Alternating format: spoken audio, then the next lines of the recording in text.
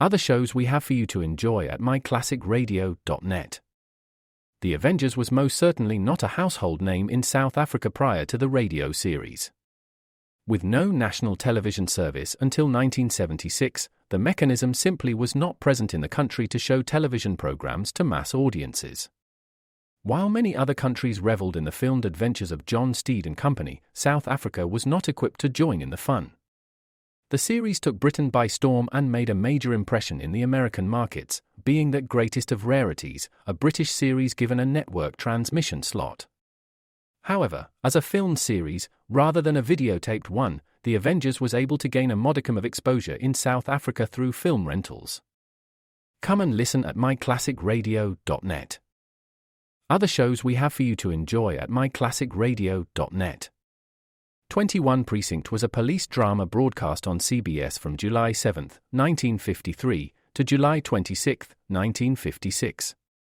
It initially served as a summer replacement for My Friend Irma. The show was produced in cooperation with the Patrolmen's Benevolent Association of City of New York and adaptations from True Criminal in New York. The Policeman's Point of View. Historically, the 21st Precinct had been located near Gramercy Park, Manhattan. In 1929, the department reorganized the precinct numbering, and 21st designation was discontinued. No such precinct existed during the run, nor does a 21st precinct exist. However, the fictional precinct's territory closely corresponds to that of the Upper Side's 23rd precinct since 192. Come and listen at myclassicradio.net.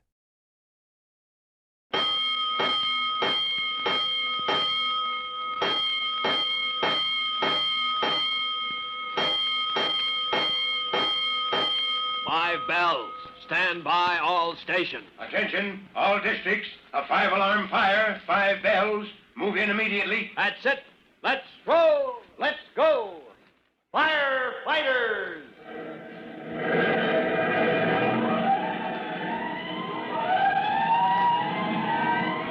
Presenting Firefighters, the true-to-life story of our unsung heroes who stand ready to ride by day or night against our most murderous enemy, the demon of fire.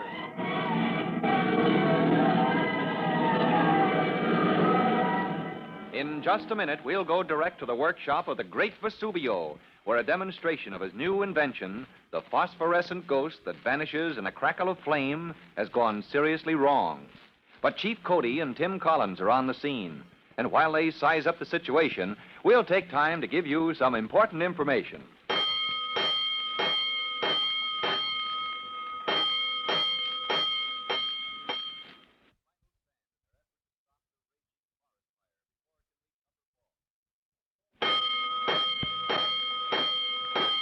Let's go, firefighters.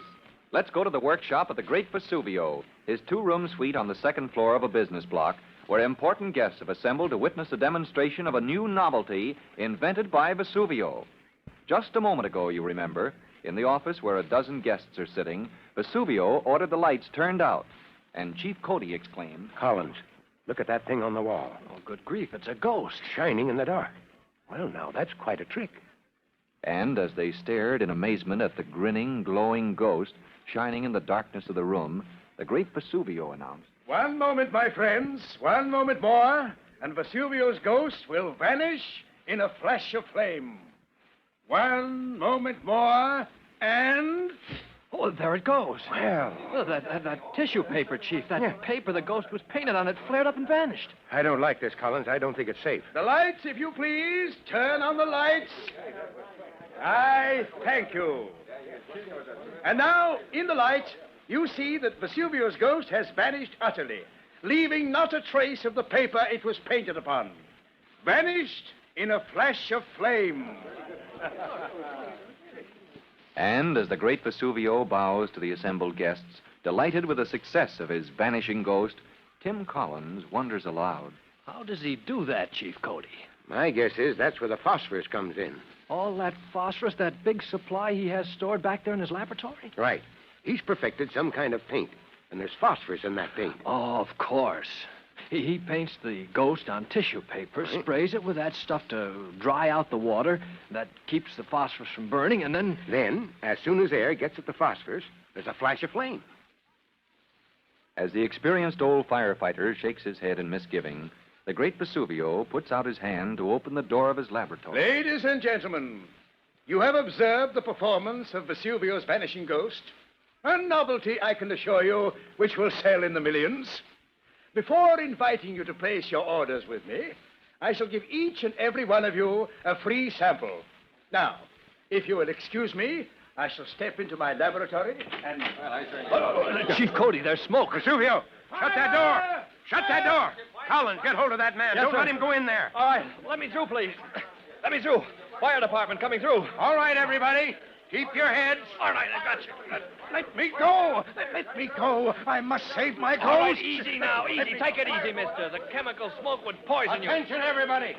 Walk out that door. Walk downstairs. Now keep calm. Get out of the building.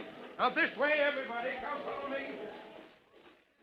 As Chief Cody urges the crowd of alarmed and bewildered guests to safety, Tim Collins holds the hysterical inventor in a tight grasp. Go. Let me go. Chief Cody, I can't hold him much longer. Let me go. My ghosts, my treasures. I must save my ghost. All right, Collins. Those people are all out. What if I let him go, Chief? He'll plunge through that door into the laboratory. Vesuvio, listen to me. Stop wrestling. Listen to me. All right. I'm listening, sir. Let him go, Collins. He's all right now. Yes, sir. Now, Vesuvio, get down to the street. Watch for the firemen. As soon as they get here, tell them Chief Cody says to throw a ladder up to that laboratory window. Now, this is important. Very well, Chief. All right, Collins, he's out of our way now. Yes, sir. I phoned in the alarm, Chief. Good man. What equipment did you call for? Regular still alarm, Chief. Ladder, truck, and hose companies. And I called for smoke helmets. Right.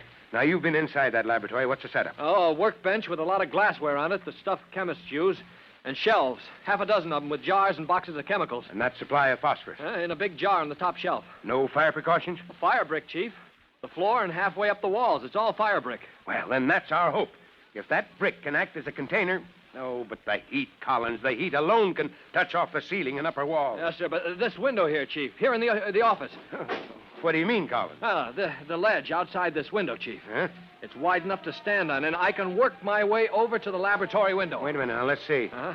Now, you have about 10 feet to go. Yes, sir. Oh, no, Collins. That ledge is too narrow. Wait for the ladder truck. Oh, I've done tougher stunts, Chief, just for practice and training school. Well, maybe you can make it. Well, every moment counts, Chief. And if we can see what's happening in there... All right, Collins, we'll try it. We've got to knock down this fire fast to lose the building and 24 different stores and offices. Yes, sir. I'll slip off my shoes, sir. All right. All right. Now, if you'll steady me. I'll try that ledge before you put your weight on it. Yes, sir. I think it's... Yes, it's solid. Any hold for your fingers? Well, there's a phone cable, Chief, if I can reach... Oh, I got it. Yeah, it's strong as a lifeline, Chief. I can make it all right. Then good luck, boy. Be careful. As Tim Collins inches his way along the narrow ledge, using the phone cable above his head for a guide, the ladder truck and engine companies pull up in the street below. Tim edges toward the window of the laboratory, careful not to look down lest he lose his balance, knowing that any moment the glass of the laboratory window may crash outward in a terrible explosion. As his fingers touch the window frame, he snatches them back. The heat is so intense. Tim braces his feet on the ledge, grasps the phone cable firmly, and risks a quick glance into the inferno of the laboratory. Momentarily blinded by the glare, he turns his face away from the Holocaust and reports... It's a furnace in there, Chief. Every color of smoke you ever saw, and flames, too. White, blue, red, green. Looks like fireworks. How about the walls and ceiling? Oh, they're not involved yet, Chief. We can confine it if we get a fog in here fast. Stand by, Collins. Get those ladders up here. I want 2 ladders. 2 ladders? Get them out. Smoke helmets. And give me 2 lines of hose. Send up your fog nozzle. All right. I'm coming back, Chief Cody. Stand by, Collins. Stay where you are. Wait for the ladder. Hey, what are you doing? I'm coming out. Going to join you, Collins. Chief Cody, don't. This ledge isn't safe. Well, it's safer than that office, Collins. The fire's come through the door, and that smoke is more than I can take.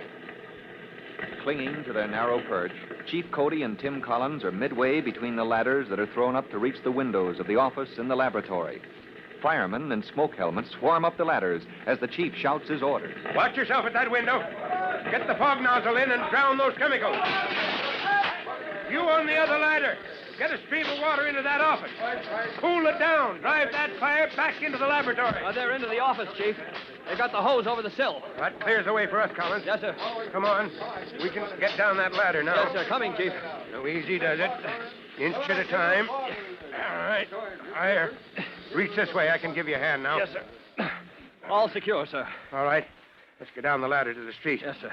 Oh, man, this ladder is like a staircase in a palace after that ledge. When they reach the street, Chief Cody casts an alert glance upward to judge the progress of his men in fighting the second-floor blaze. He sees that the smoke is already turning to steam and the fire has been knocked down. And as he turns, he stumbles. Oh, careful, Chief. Hey. Say, are you all right? You didn't inhale any of that chemical smoke. No, son, just forgot something. Guess I'm too old to be running around barefoot. Barefoot? Oh, our shoes. We slipped them off. Good grief, our shoes are up there in that office. Oh, no. Here they are, hanging around my neck. Yours and mine. Oh, well, that's a relief. Although if we could come through a fire like that without losing anything more than our shoes... Gentlemen! Huh? Oh, it's Vesuvio. Oh, well, Vesuvio. You've lost your business playing with fire, but you're lucky to have your life. Ah, yes, and with life, always there is hope. Hope of what? Hope of new inspiration, gentlemen. Oh, no, not any more flaming ghosts. Ghosts? Ah, child's play. My next invention, gentlemen, will be an automatic fire extinguisher. An extinguisher for laboratories such as mine. Maybe this time he's on the right track, Chief. Maybe, but Vesuvio. Sir? Vesuvio, the fire department, has a laboratory of its own, and some experts that can give you a few pointers. Hereafter, before you start dabbling with chemicals, you're going to talk it over with the boys in the department lab. Always a pleasure, sir, to talk with fellow investigators of the wonders of nature. Yes, well, you'll take their advice hereafter, or we'll make this town too hot for you, Vesuvio, before you make it too hot for everybody else. So Chief Cody and Tim Collins have settled the case of the vanishing ghost at considerable risk to their own lives. And from that case, the chief's new idea for explaining the work of the fire department to the public had its inspiration. There's always action when the chief has a new idea, as you'll hear in our next true-to-life episode of The Firefighters. In just a moment, Chief Bob Cody will tell you, boys and girls, how you can help the firefighters in your own town. But first, here's a message you ought to hear.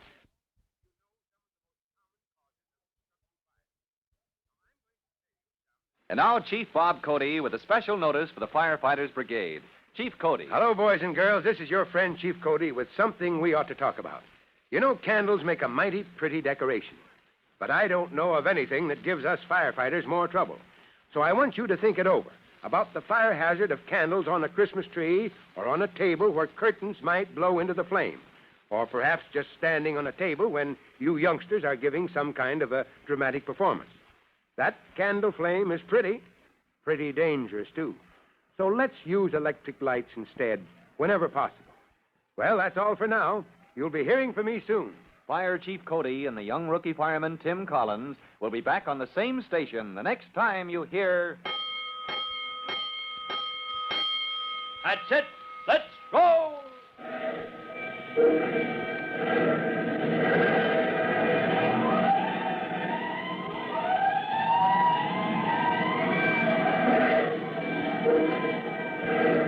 Let's go! Firefighters!